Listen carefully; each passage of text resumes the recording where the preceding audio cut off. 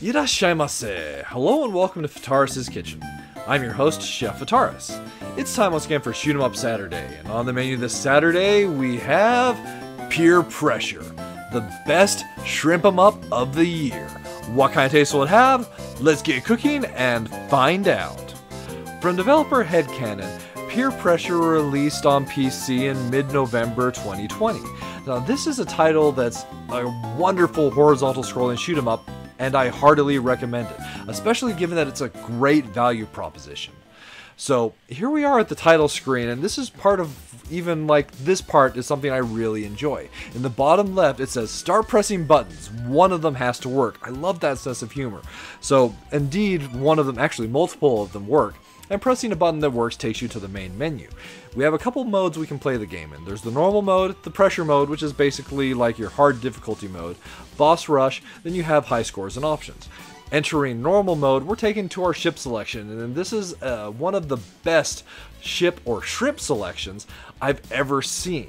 When you select your ship, you've given the ability to try out the ship before you enter the game itself. So there are 3 different shrimps we can select between. The pistol shrimp, which is actually the one I'm going to be showing off, so we'll start by showing the mantis shrimp real quick. The mantis shrimp uses a charge function. In addition to having the ability to upgrade the weapon, which is something all 3 ships have, we have a body drill and an instant charge where we can fire a fully charged shot for the cost of some health or some health energy. The bottom shrimp is the lure shrimp. This one's probably the most advanced fighter, as it has a laser that rotates around the body of the lure shrimp itself. And then instead of a sub-weapon, or ability, that's what you have, is the ability to rotate your turret. But as you upgrade, instead of getting a more powerful shot, you add additional turrets up to a total of 3, as the power levels for each ship goes from 1 to 3. And lastly, we have the shrimp that I'll be using today, the pistol shrimp. The pistol shrimp has 2 abilities, the ability to shield itself, and the very powerful FU laser. However, its base shot, as its Vulcan machine gun style, is quite weak, so do keep that in mind. If you're playing in normal mode, you can start the game on any stage you've reached, so that stage select is on the right side of the screen here. You just enter the stage where those arrows indicate, and bam, that's the stage you'll start in. Starting on stage 1, we get a little bit of story here. We're the security guard shrimp who's sleeping on the job. And who happens to show up? Well, this awesome buff scientist Tony, who happens to be the bad guy of the game, who wants to steal this powerful pearl for some reason.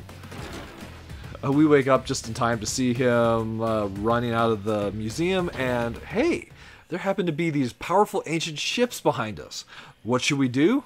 Well, we're going to borrow the Museum of MacGuffin shrimps to chase after this baddie. And thus begins our adventures in Peer Pressure. So it's a horizontal scrolling shoot 'em up with a pixel aesthetic that really does feel like a great, almost 16-bit like title. So there's one main mechanic that kind of drives everything. In the bottom left and right respectively, you have the health bars for player 1 and player 2. Those health bars are used for, well, really everything. If you move, you use some health. If you fire, you're using some health. And if you use your sub-weapons or abilities or get hit by the enemies, of course you're also using health. Another thing that health can also be used for is upgrading weapons. As I mentioned, every ship has the ability to upgrade the weaponry from level 1 to level 3. And as you do that, not only will you see the power indicator in the bottom of the screen go up, but there'll also be a little bit of indicator above the ship, which starts as mid, then it goes to max. However, if you do take a hit while upgraded, you'll lose that power level that you paid for and have to rebuild by collecting more energy which we get by destroying enemies. So actually in the first stage, energy management is trickier than it is in most other stages in the game, which actually do provide ample enemies to recover your energy very quickly, which is important as this game ramps up in difficulty fairly quickly. It does use a checkpoint system. That's something that's important to note, and it's one of those things that might get frustrating, as there are only a couple checkpoints in the game, but where we're employing a health system rather than a life system, it's not as bad. Not only that, but you do have infinite continues.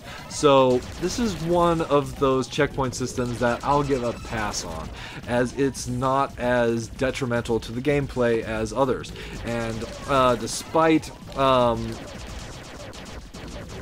having that kind of a system, we're not it doesn't really suffer from the power down syndrome, as your power is ultimately based on your life. So as long as you're not getting too much damage from the enemies, it's possible to rebuild yourself should you happen to lose a life. And that basically covers the main systems we have present here in Peer Pressure.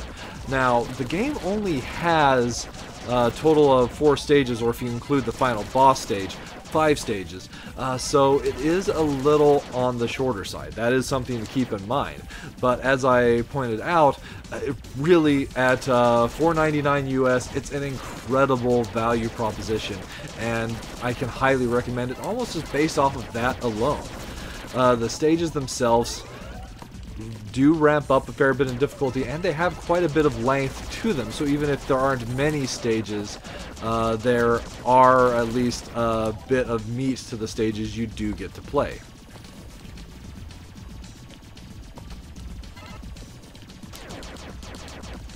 So each stage itself does have a couple checkpoints.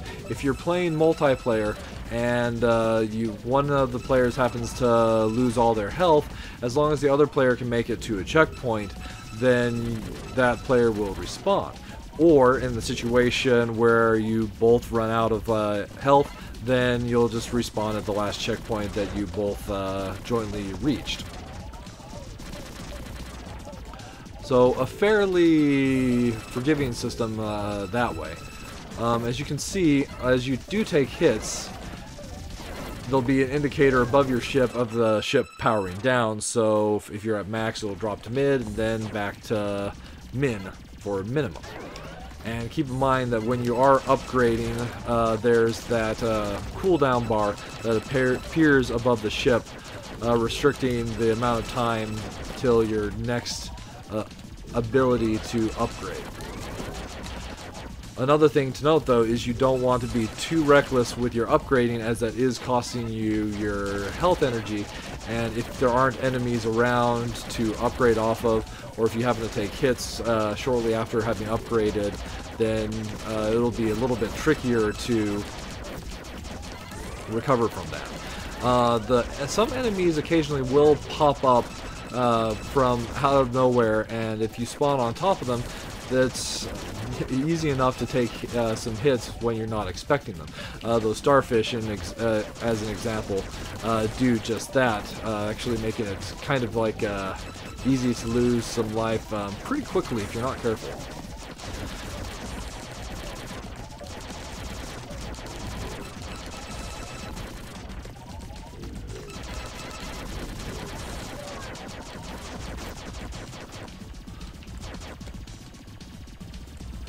Alright, and now we find ourselves at the end of stage 1, approaching an unusually large clam-looking thing. Tridacna! So this is our first boss.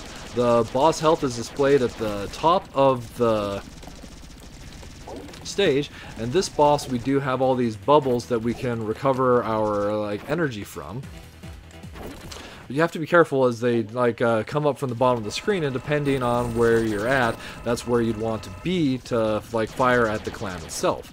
But the bosses do have multiple stages to them, so this boss fight isn't simply just dodging the shots and the bubbles, as you'll see here momentarily.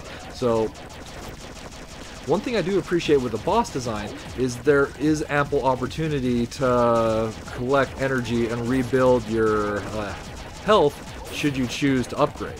So this fight's moved into its second phase as we've got the boss health down to about 25%. The Pearl Core comes out and starts firing these powerful lasers at us. So even if you're not taking damage, you want to be careful as to collect energy when the opportunity presents itself, as there is not, well, rather you will lose energy through the course of just the movement and firing. One thing to keep in mind is you will not die if you run out of energy until you take a shot, but you at the same time you won't be able to upgrade, you won't be able to use any of your sub-weapons. So now this fight moves into its final stage. We've got the orb coming down and moving back up. It also happens to take this bouncing path as well. So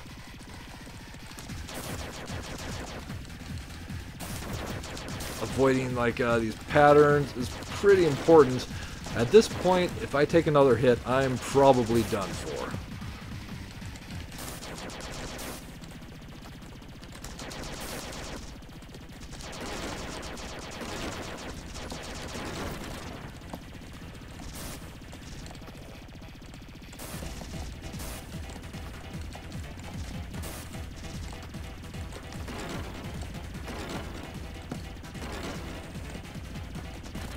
And stage complete.